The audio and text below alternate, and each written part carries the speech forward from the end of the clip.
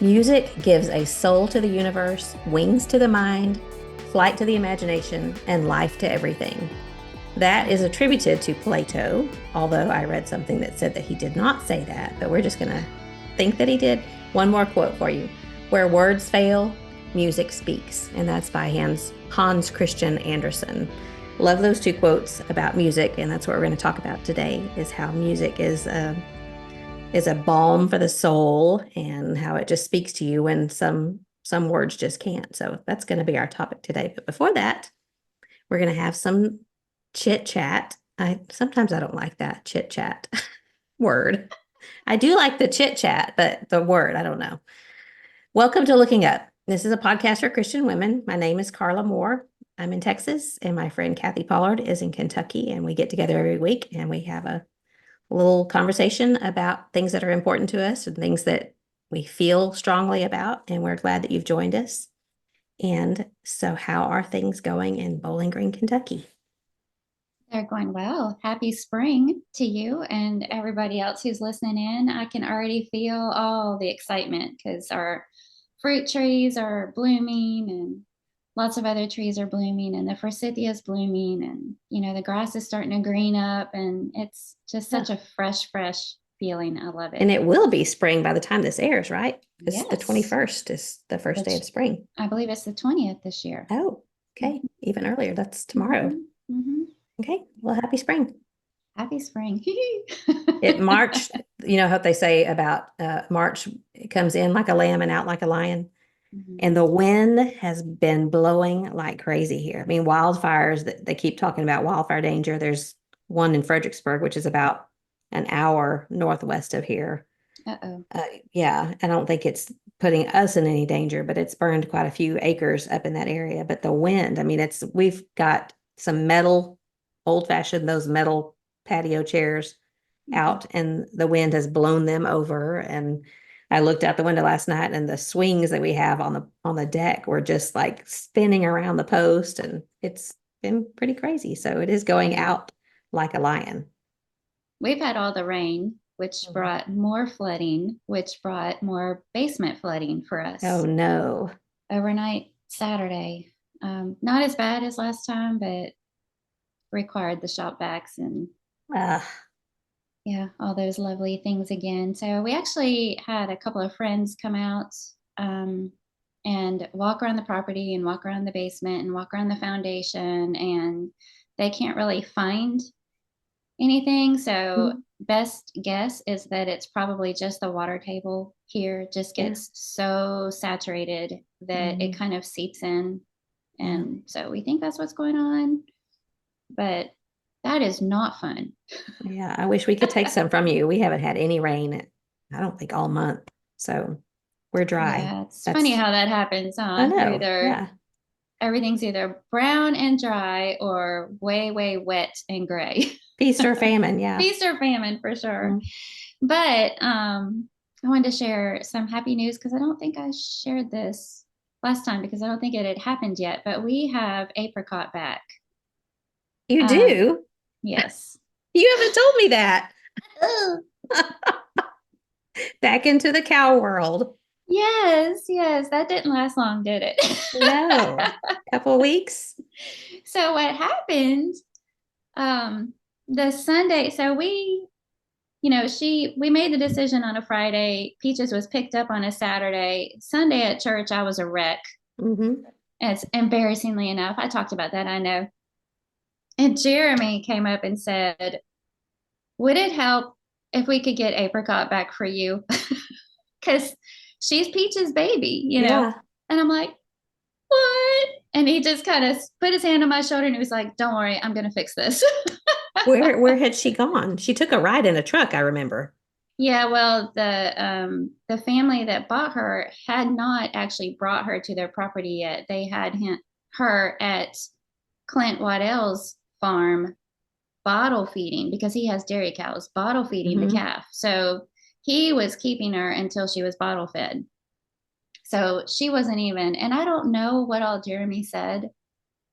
I've been afraid to ask because I'm sure that made us look bad. It could have made him look bad. I don't know what he said or how he handled it, but He said you wouldn't believe this woman. She Probably. needs her baby back. I know I have absolutely driven him crazy, but whatever he did, we have bought her back, and she's bigger, slightly bigger, but she's still very much Bambi like with the almond eyes and the adorable Mm-hmm. little face. And she's very vocal. Oh boy. She moves and moves and moves, and it's the So cutest y'all are thing. bottle But feeding her now? no, she's done. Oh. So we got her last Thursday. And she had, I think, finished up with the bottle feeding the week before, but we left town for our little getaway. Um, so anyway, she's already done. So all we're doing is giving her grain and hay. We don't have to bottle feed her. We get a little break in the milking. We'll get to raise her up with our grandchildren, which will be wonderful. And then by Mm-hmm. the time she's old enough to where we can, milk her and stuff, we'll have had a nice little break from that. Yeah. So, haha, things. So I was walking around yesterday, and Apricot is mooing, and the chickens are pecking around, and things are blooming, and I'm like, all's right in the world again. I'm glad you had your getaway while you could. Yes, yes, and we'll have. It'll be a couple years before we'll be milking again. So we'll have a good little break where we can do stuff like that. Yeah. Yeah. Because You'll it's a just have lot to feed easier. her Yeah, and it's a lot easier to leave that care in somebody else's mm, hands than it is, the we need you milking. to milk this cow twice a day. Yeah. So that's a big ask, as we've said Mm-hmm. before. So Oh, it is. Well, I'm happy for you. thank you so much. Thank you. Neil was like, "Have you shared pictures yet?" And I was like, "No." And I think it's because I feel a little bit silly. I I feel don't think you like should feel silly. I feel like I'm just, like I said, I can't trust my own judgment anymore. It's like we sold peaches, and haha, we've got another one.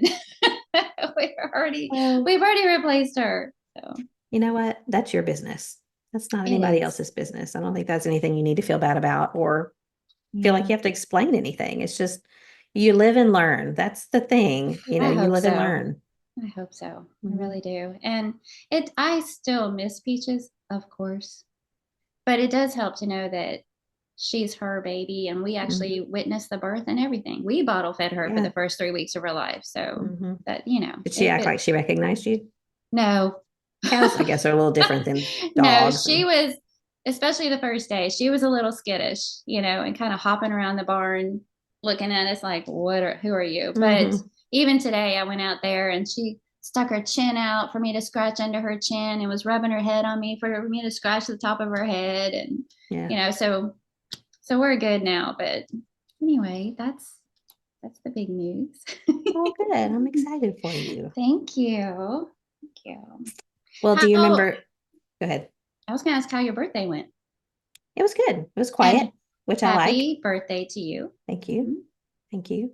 Um, John asked me what I wanted to do, and I told him I just wanted to go Goodwilling. And he said, That's a word now. yeah, he said, you don't really want me to go with you, do you? And I said, Smart man. yeah. He didn't want to go anyway, but no, I Right. mean, Yeah. like I told you, if it had been a different situation, a different place, yes, I want him Mhm. to go with me. But at Goodwill, he's going to stand there and he'll say, take your time, it's fine. But Mhm. I also know that he's looking at his watch and there's about 97 other things he'd rather be doing Right. than being And at Goodwill. you'd So, feel rushed and like yeah, he's bored. And yeah. So I just got in the car and I went, well, first I went over to mom's, and I don't know if I ever told you or showed you a picture or whatever, but she's got, let's see, I have 8 grandchildren. She's got 11 great grandchildren now. And I had put them in those they're like mixed tiles. Have you heard of mixed tiles? I don't think They're so. square framed, just kind of like a plastic frame, but they come with these magnets that they're adhesive on the backside. So you can either hang them like to something metal, magnetic, Mhm. but they peel, the back of the magnet peels off for a sticky, so you can stick them on the wall that way. And then you can pull them off and reposition them, Hmm. whatever. Okay. So I had put the 8 grandchildren that she had before November, because we had 2 in November, 1 in December. And I had hung them on the wall above her bathroom where she's living now. So I went and made three more of the three new grandchildren. And that meant that I had to take all of the eight down and move them down Oh, to put. So anyway, I spent part of my time doing that. But then I went to Goodwill, then I went to a TJ Maxx and I got a suitcase for myself because I needed a suitcase. mhm. And then I went to, there's a place, can't remember what it's called, but it's like one of those little, there's booths and it wasn't like antiques or anything like that. It's not like that, the Old Crow there in Denver that I think you might remember, Old Crow Antiques or something like that. Mhm, mhm. But it's booths of different kind of candies and coffees and soaps and Oh, fun. handmade things. And it's a huge, it used to be like a big Office Max, but now it's a bunch of different little booths. Mm. I didn't buy anything there, but it was fun to look around and just walk at my leisure and there.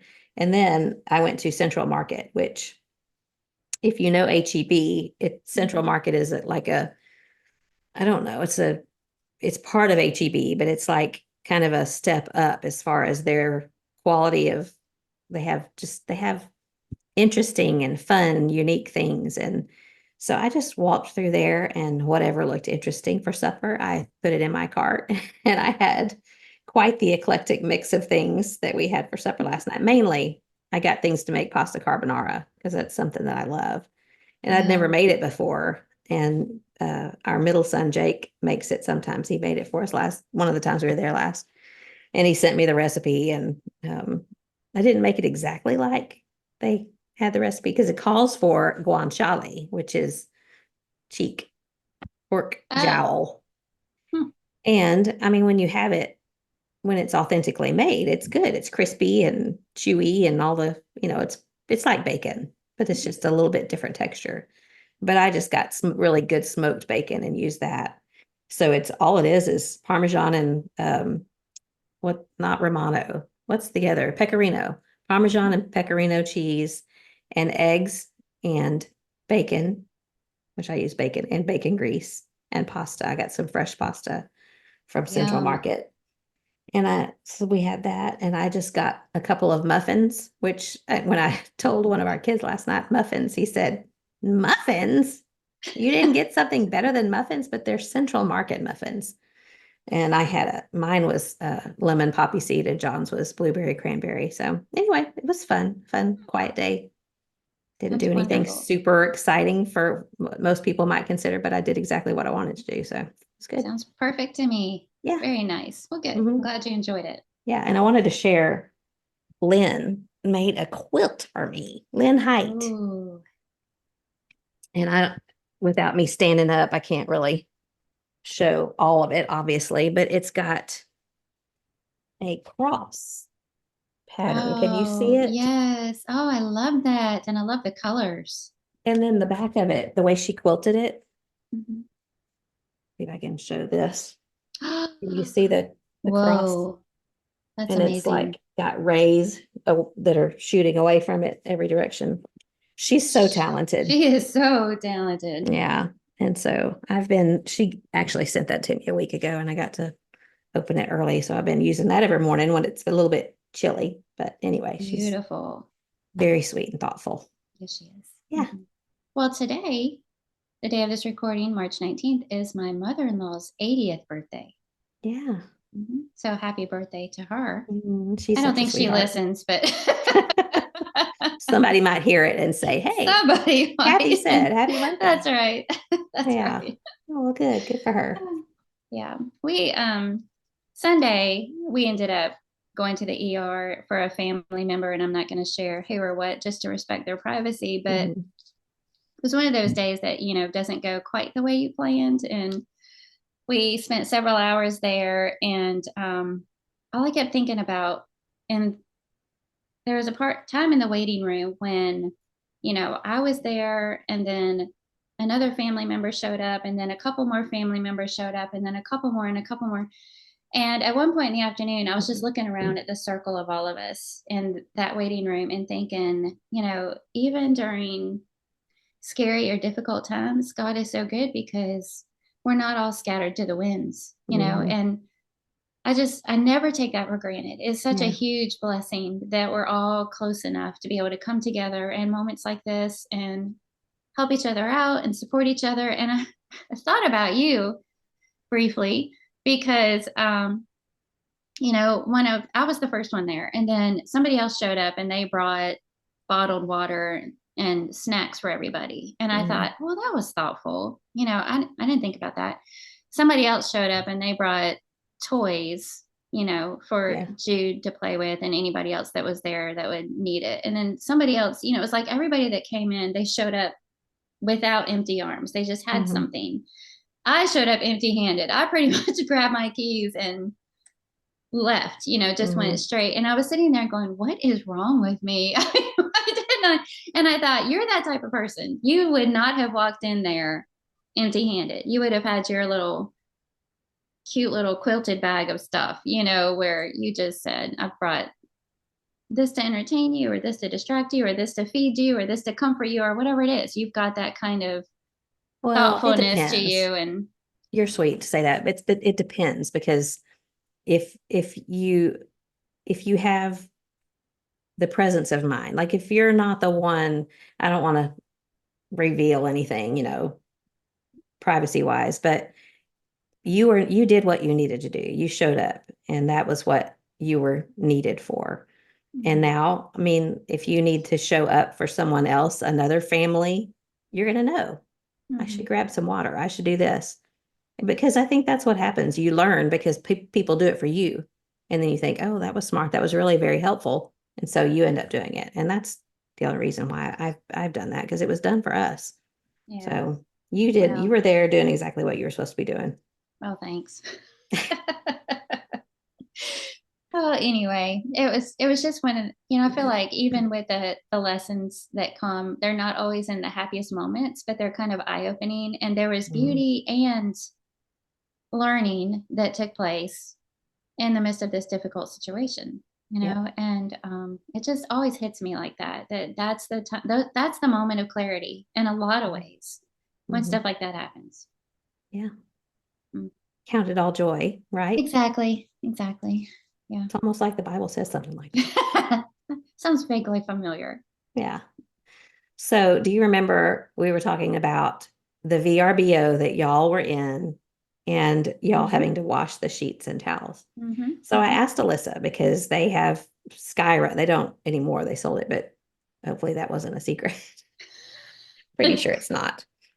Anyway, they had Skyrun, which was a Airbnb kind of property management type thing. And so I asked her, is that normal to have to wash the linens before you leave? And she said, no, that's, I mean, not usual at all.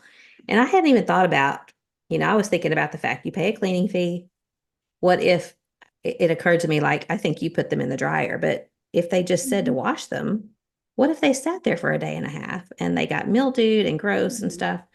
So that entered my mind, but it didn't enter my mind until she told me, you really don't want to sleep on sheets that have not been, quote, professionally laundered. Because what if the person, like, what if y'all were not you, and you might have thrown them in the wash without any soap, or, you didn't do it right. And then they turn around and put these basically dirty sheets and towels back on the bed and in the bathroom. And so I hadn't even thought about you want someone who's qualified to do that kind of thing. So that thought actually entered my mind, because when all that was going on and we were putting the sheets in the washing machine, with the soap and everything, all I kept thinking is, so these were how the sheets were put on here before we got here. Yeah. They just trusted that whoever stayed here last cleaned them and weren't gross with them or sick or something. It's just like, exactly.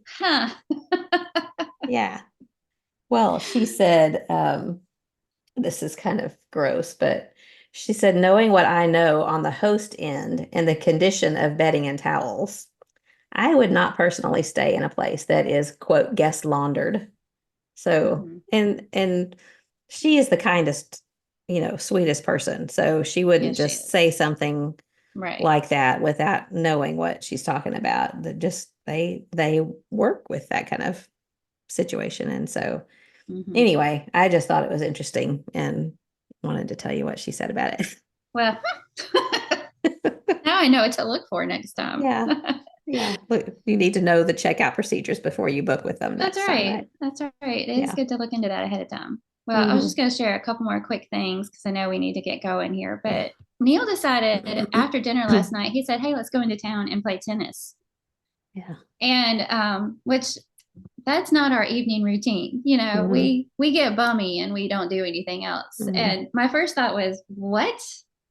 It's time to hunker down and you want to go Yeah. into town, you know." No, there's daylight. But there's daylight Hmm. and I love to play tennis and we don't hardly ever do that anymore. That was probably double negative. But so we went in there. He had grabbed up the rackets and made sure we had a canister of tennis balls, you know, that weren't opened yet and all that kind of Hmm. stuff. Well, we got there, none of the courts were in use, which was great.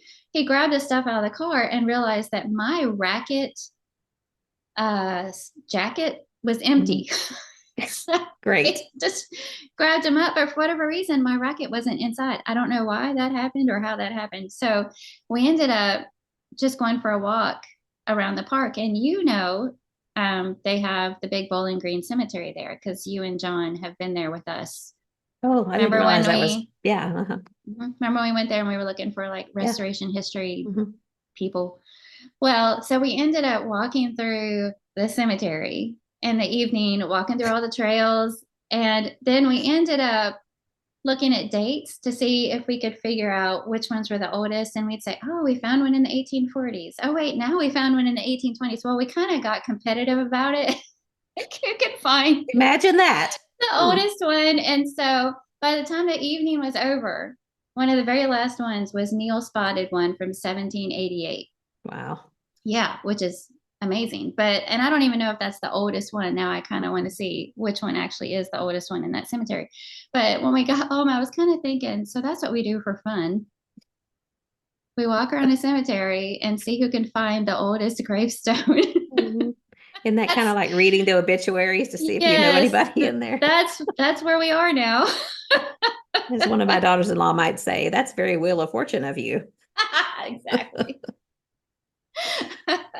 Well, Oh I'm me. glad you got out and got a little walk then. We did, and we took Ollie with us, so he enjoyed it too. But yeah, You that's still what we haven't played did. pickleball, have you? No, I sure want Kathy, to. I you're know gonna I love need it. to. I know I am. I need somebody to teach me. You And don't then even have yeah, to be taught. I can just figure it out myself. Well, I mean, there's rules if you play with the rules. So Mm, you'll want to play with the rules. So yeah, you're gonna have somebody teach you. okay. The last thing I want to share is this coming Tuesday, we're starting up our ladies' Bible class again once Hmm. a month, loosely based on the round table. So I'm really excited about it. I hope Yeah. it works. I know you can't really force something like that, so I'm Hmm. slightly nervous, but I think I shared a book on here. Craving Community was the title of it that I kind of skimmed through.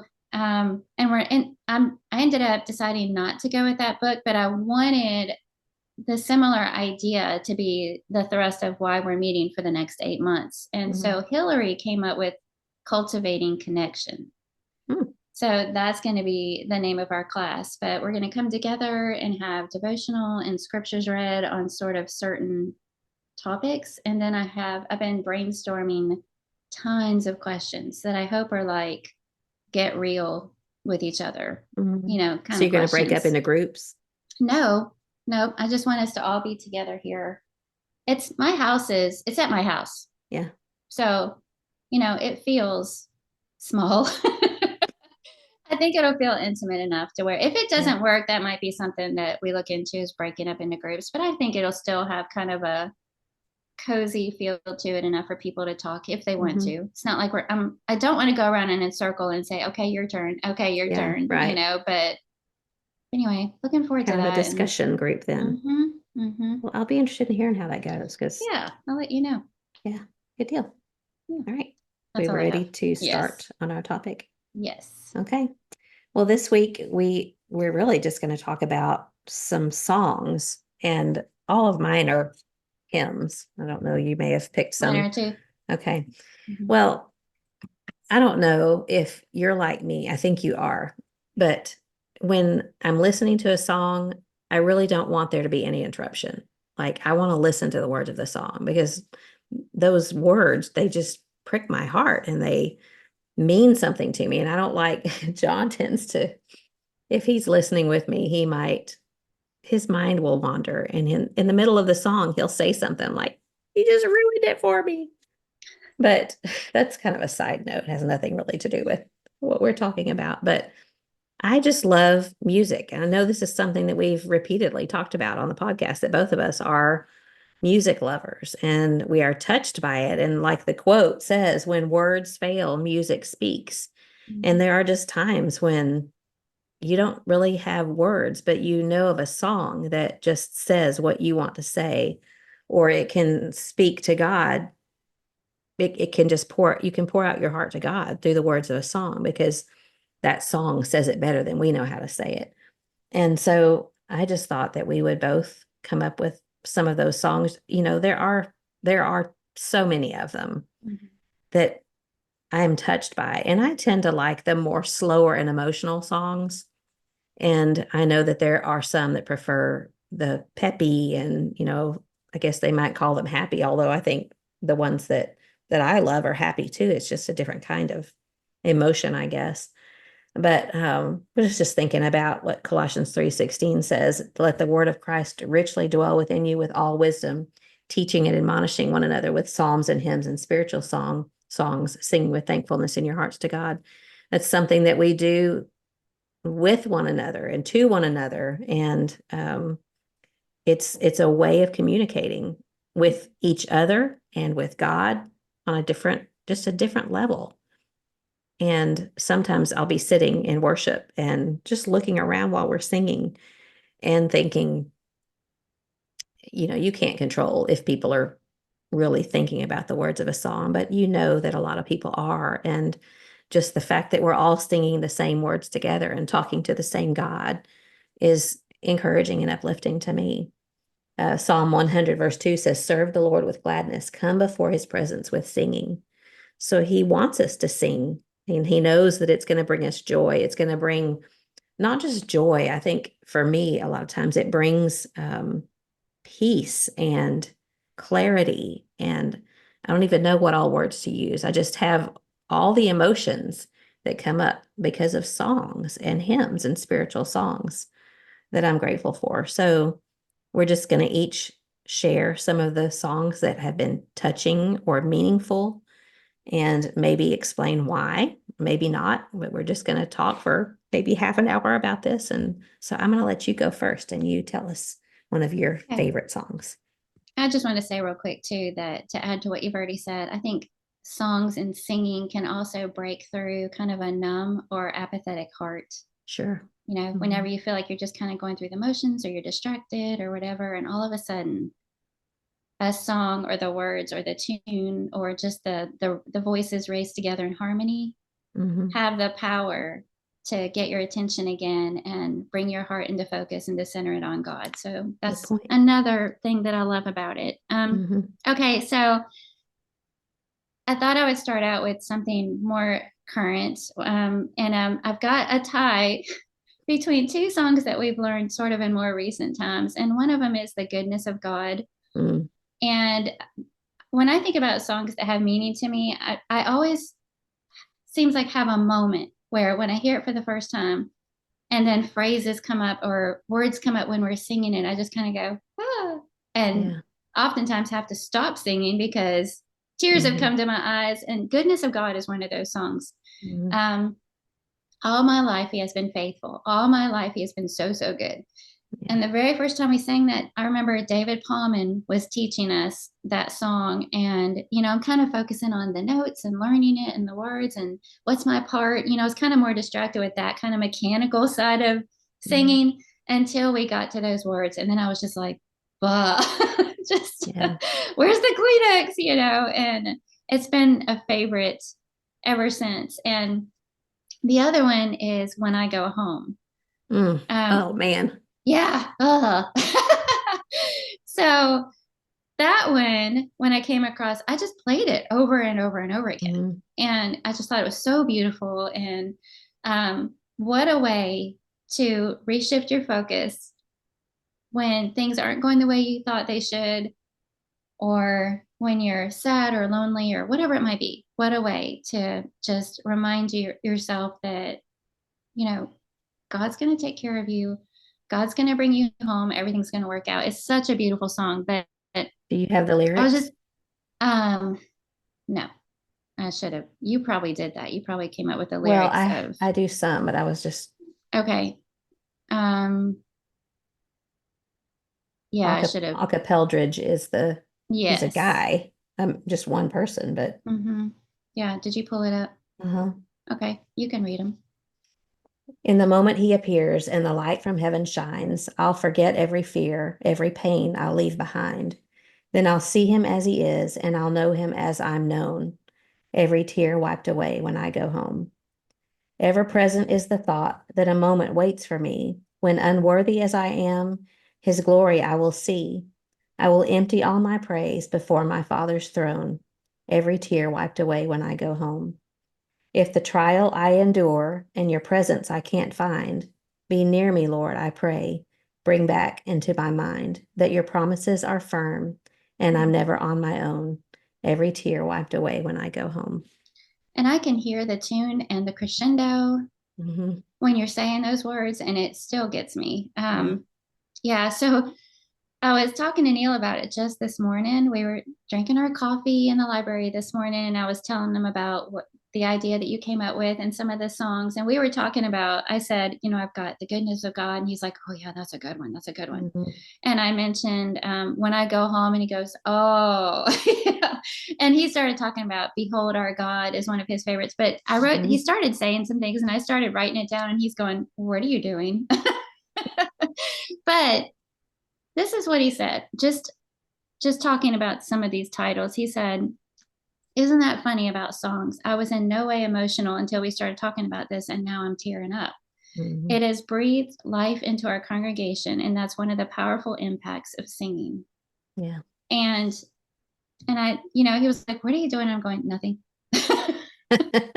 Can you say it again one more time? Yeah, nothing. I'm over here like typing Mm-hmm. away. Yeah. But it's so true, and I love that. The oldies are still goodies, and some of these on my list are from way back, Yeah. but the new ones too. It just there's beauty in the learning of it, and the aha moment of it. And the excitement of learning a new song together and singing it together, and the joy that comes from it. So I appreciate that no matter how old you are, you can keep learning new songs if you're Mm. willing and want to. And it'll keep touching your life with the beauty of the lyrics and the words. And Yeah. I guess that's the same thing. Well, no, it's different. Mm-hmm. Um, it's so interesting that what you said before you talked about that song about how it breaks through Mm-hmm. when I don't remember exactly how you said it, but when words there's just not words and it just breaks through you emotionally and it enables you to feel things or to when you don't have the words, it Mm-hmm. provides the words.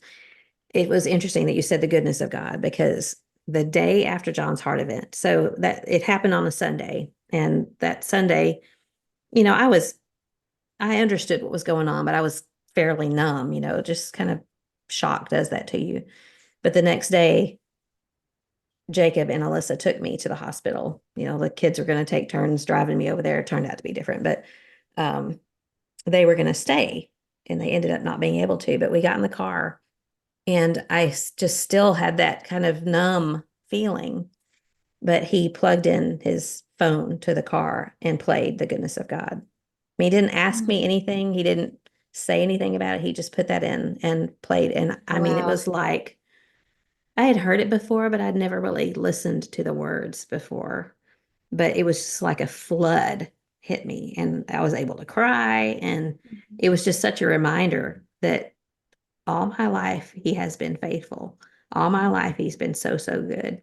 Even in this moment, he's being good. There's goodness of God even in this moment.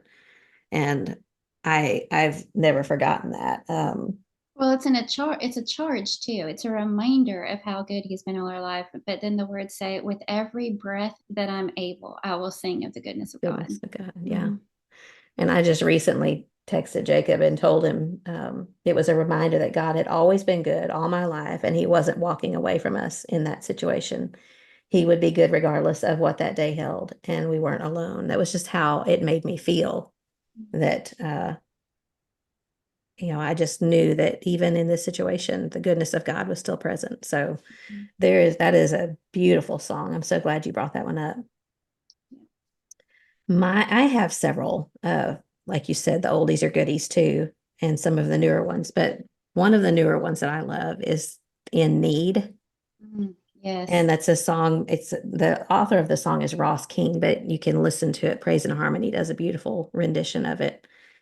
And we learned it at Bear Valley when Brett Petrillo taught it. And he does a really good job teaching songs. He teaches each part and we sing just that part. And then, the altos will sing just their part and soprano, and then we put it all together. But the words of that song are just so meaningful. In need of grace, in need of love, in need of mercy, raining down from high above, in need of strength, in need of peace, in need of things that only you can give to me. And I love just that. In need of things. You don't even have a word for it, but in need of things that only you can give to me. In need of Christ, the perfect Lamb, my refuge strong, the great I am. This is my song, my humble plea. I am your child. I am in need. And it's just one of those that, Shoo, got the oh, goosebumps right I now. know. But I am your child. Just being able to say that, I'm your child and I am in need, is one of those ways of confessing to God that I can't live without you. I can't do this life without you. I need you and I need your grace. I need your strength. And I just think sometimes we move from day to day and get on autopilot, and we have our ways of acting like we can handle the situation, and we can't do anything without his mercy and his grace and his strength and those things, whatever it is that God provides, the words that we don't know to speak, that the Holy Spirit helps us with, groanings that can't be uttered. Those are those things that we need that God provides. So Praise and Harmony, they do a really, you can watch them. They have a YouTube channel and they record together. This is one of those things that we did. I feel like I talked too much about the whole heart situation, but it was just such a, it was a big deal. And then the month or two following, it was dark. It happened late November. So there's December and January and February that feels like it just goes on and it's dark and it's cold outside. And some nights we just didn't, it just, you're scared. You don't know what just happened and what's about to happen. And we would turn on YouTube and get on Praise and Harmony, and we would just sit on the couch and listen to them singing and sing along when we felt like it. And this was one that we listened to on repeat, was In Need, because we knew that he could provide those things that we needed. So that's one of my favorites. Yeah, I didn't even think about that one. And I love that Mhm. song. That's another one that David Palman taught us. I think he is on top of all the newer ones because he's the president of FCA and he's in Yeah. that school environment, Hmm. but he taught that to us. And the first time he taught it, I cried. And then Yeah. not long after we learned it as a congregation, the most beautiful moment happened. Jennifer Harrison's little boy, Grant, got up to lead a song on one of our singing nights, and he chose that song. Mm. And this little boy, when he gets up there to lead singing, he smiles. Ugh. And so I mean, he's adorable anyway, Mhm. but put him up there in front of everybody and he kind of puts his head off to the side and kind of looks up and he just kind of smile. I mean, I'm telling you, it is cherub like. Kind Mm. of looks off and smiles the whole time he was leading that song. And every Mm. now and then he'd kind of look out and he'd smile and then he'd look up again and he just smiled. There was not a single woman in that room who was not bawling her eyes out. I mean, we were all just like, Mm. blah. Mhm. And It those was tears, so sweet. they're cathartic, There's Yes, just something yes. about And when you're sharing it and everyone knows, they understand why you have tears because they're feeling it as well. And even in the recording, Praise and Harmony's recording of that song, they the camera focuses in on people and they have tears while they're singing the song. They have tears running down their face. And you understand because there's tears running down my face when I'm singing the song. So I just feel anyway. like this is such a huge contrast too. Not that I'm trying to rant and get off track here, but let me rant and get off track here. How much time do we spend scrolling our phones, Mm-hmm. watching whatever we're streaming in our favorite show, and like this mindless stuff that we're just taking in that doesn't do anything for us? I mean, it's entertaining, but we walk away from it mostly cold, Yeah. empty, or it was entertaining, but that's about it. And then contrast that with this. Doesn't cost anything.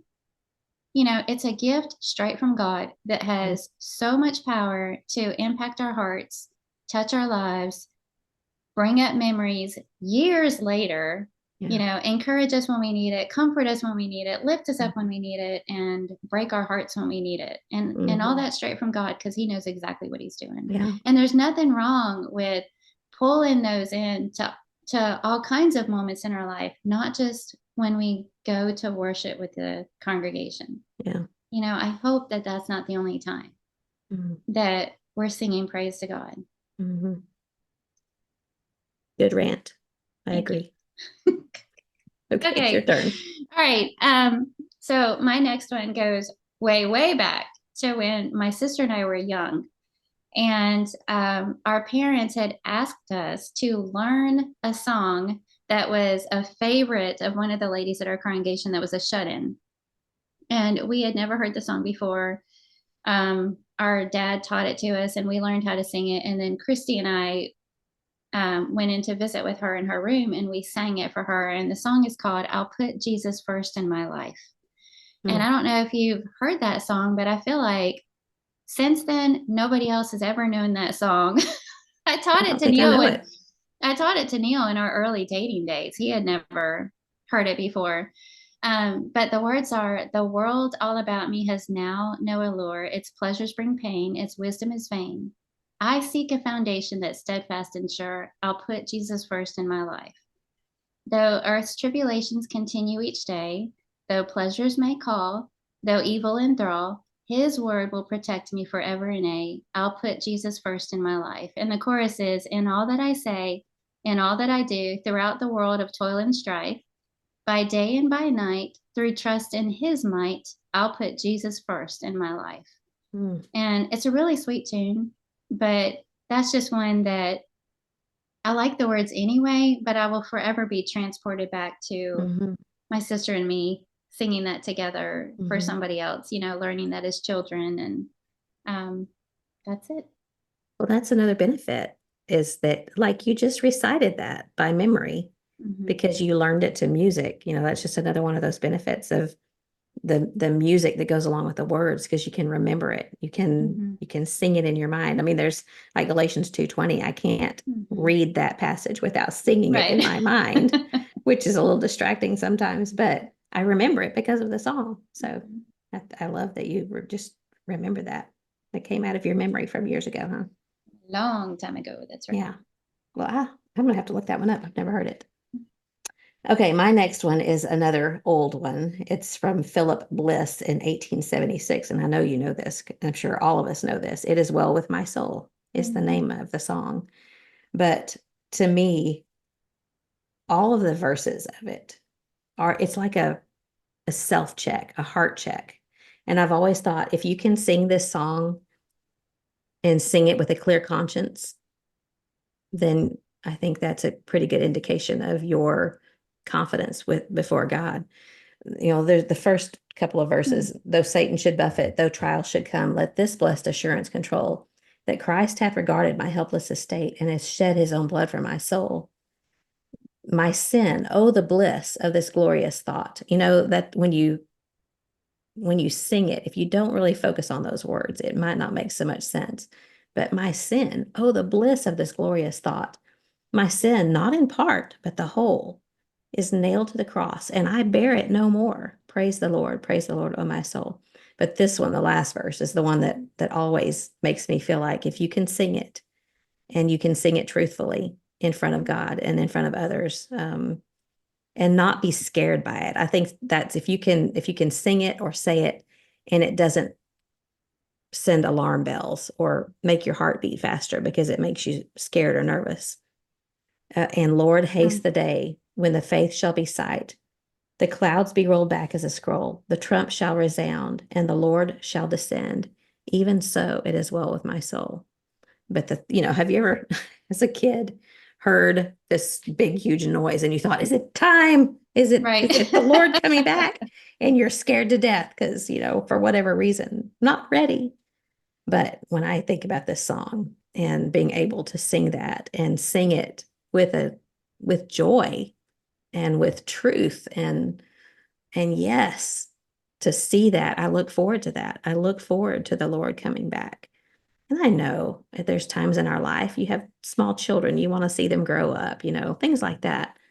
But if it's your soul's condition that it scares you and you can't sing that song, then there's some work we need to do. And I think we all, of course, have work to do. But that one has been one that I've loved. And it's always been just one of those things that it's like a self-test. How do you feel about singing these words? That's really good. And what was the date on that one again? 1876. All right. So we're looking at almost 150 years. 150 years. Yeah. So, but timeless. Right. And even with the various ages in your church family, from older people to younger people, a lot of people choose that as their favorite song because the words are, is ageless the right word for that? No respecter of persons, and it affects all of us from teenagers all the way up, through senior citizen ages. So many people take comfort in that song and love the words to that song. Yeah, that's a good one. Okay. So my next one is an oldie, and it's Heaven Will Surely Be Worth It All. Do you know that one?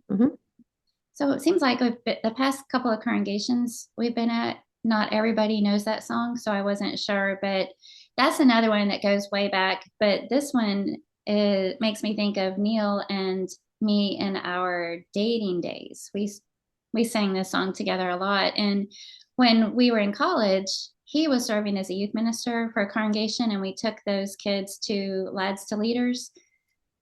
And after we got there, Neil and I decided, since we were in college, we could still participate. We decided to participate after we got there in the song leading. So he went off to his room for the college age song leading, and I went off to the girls area for the college age song leading, and we both led this song, Heaven Will Surely Be Worth It All. But ever since then, we've listened to it and sung it a lot, and on a lot of singing nights I'll ask for this song. But it's just another one of those where it starts out with the whole message of, though earth's tribulations continue each day, it's like, even though we're facing hard things, and the different verses talk about various hard things that we could go through, heaven will surely be worth it all. And that, I think that's just the title of it. I'm pretty sure it is. And in some ways that's all you need, because just hearing that is a reminder of, no matter what, your spiritual failings, your spiritual stumblings, or if we're talking about tribulations, or if we're talking about pain and suffering, Paul said that nothing that we experience here can compare to the glory that is to come. And that's basically what this whole song is all about. So that's my next. Such a good reminder. And an encouraging song when we're feeling low. Good.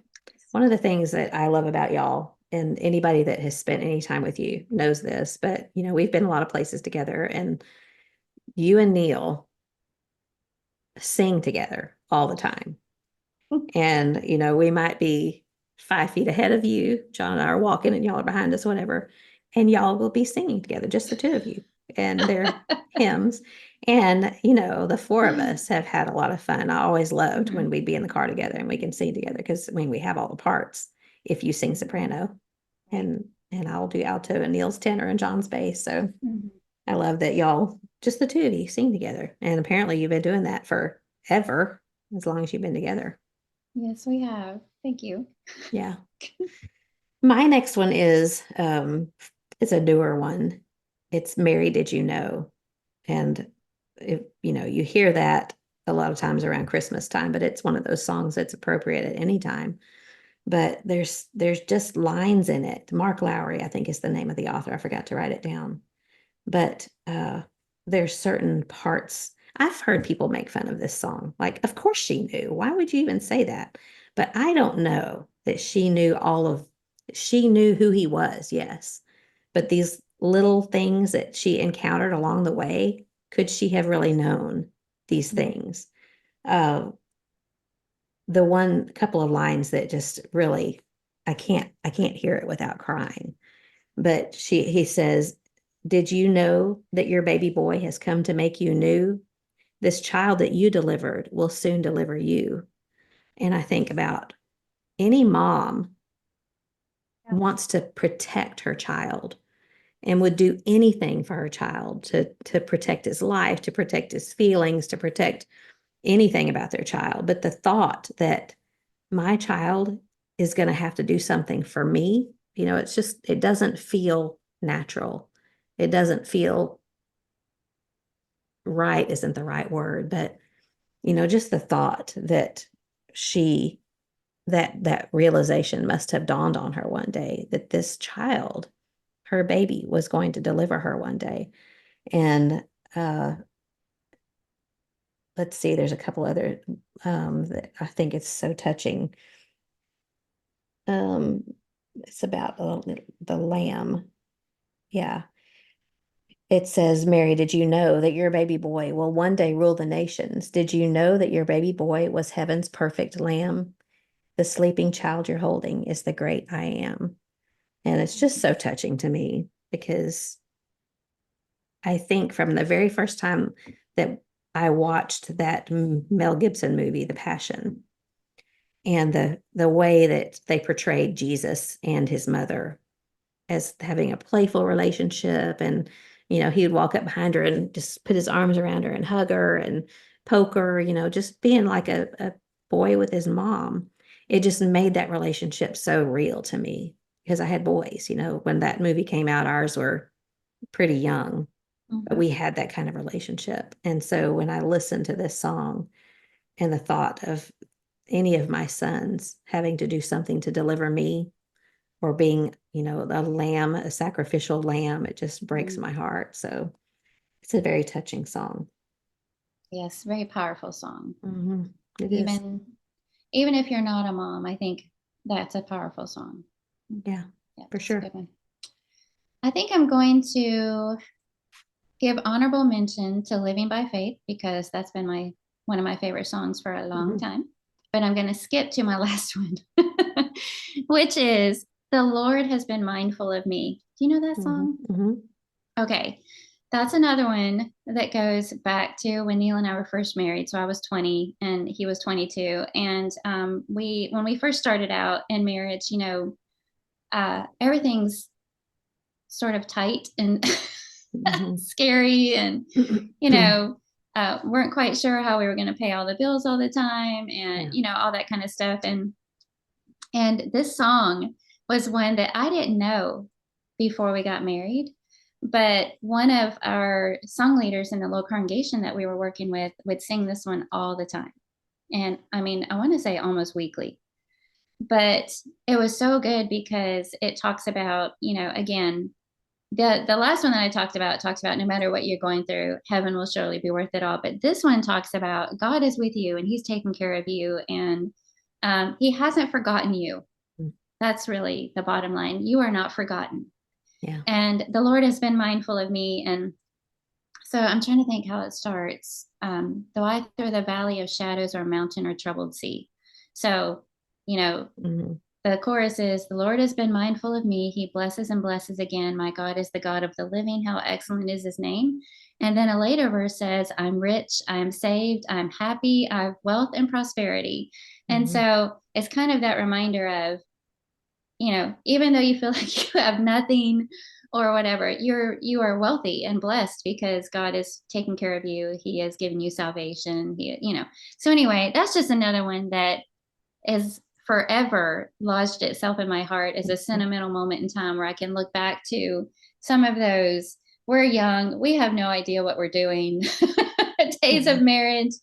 But we took a lot of comfort from this particular song. The Lord has been mindful of me during those times. Yeah, that's a perfect one. Mm-hmm. That is, I love that one. Okay, honorable mention.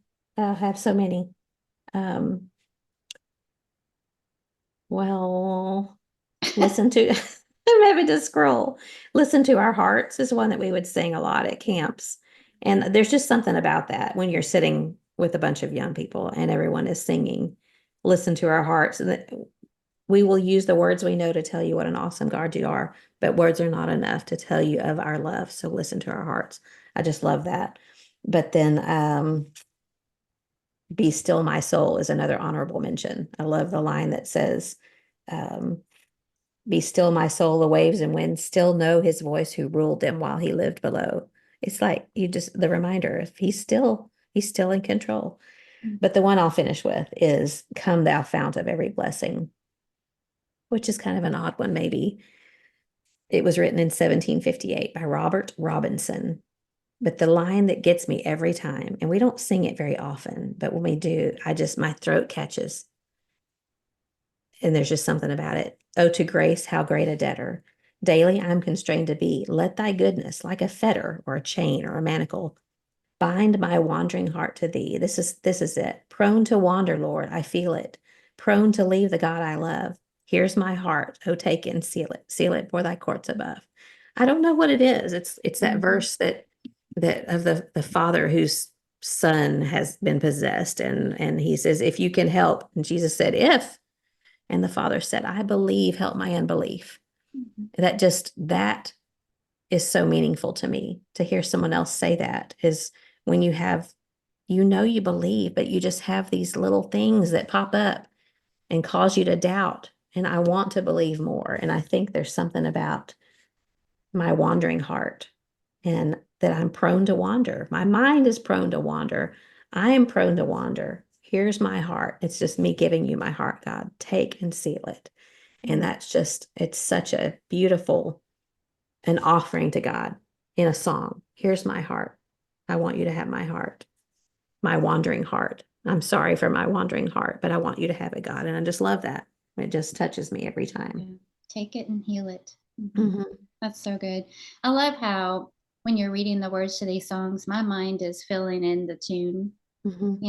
I'm hearing you read the words, and in my mind, I'm singing it, the words with you, and it just makes it so beautiful and so powerful. That particular song makes me think of Loretta Carver from Bear Valley. In a ladies' class one time, she prayed afterwards, and she prayed the words something along the lines of, help us, Lord, when we forget how much you love us.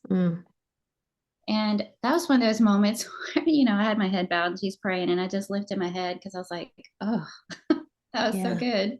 It's just off of her heart. Yeah. I love that. All right. Well, there's so many others. I know you've got lots more. Several songs on here. List them. Well, tell us what they are. Okay. In Vain. Oh, Wonderful Love of Jesus.